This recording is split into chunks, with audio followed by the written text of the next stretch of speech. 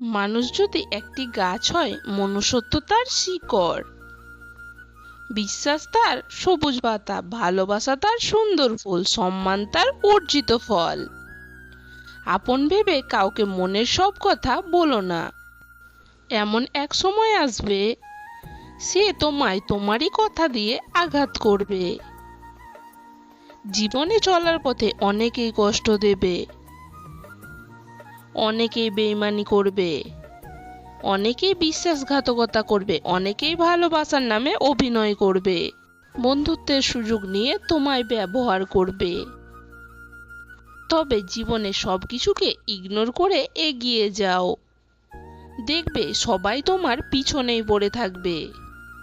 ছেড়ে যাওয়ার ইচ্ছে থাকলে কারো জীবনে ভালোবাসা হয়ে এসো না, কারণ মানুষ না পাওয়ার যন্ত্রণা সহ্য করতে পারে, কিন্তু পেয়ে হারানোর যন্ত্রণা সহ্য করতে পারে না।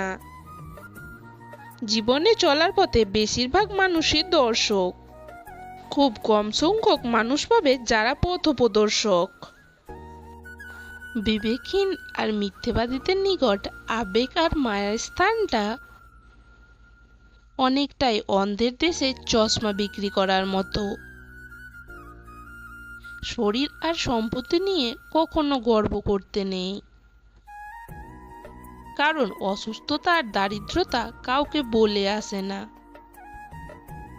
কখন কার দরজায় কাকে দাঁড়াতে হবে সৃষ্টিকর্তা ভালো করেই জানে। তাই কখনো মানুষের সাথে অমানুষের মতো আচরণ করা উচিত নয়।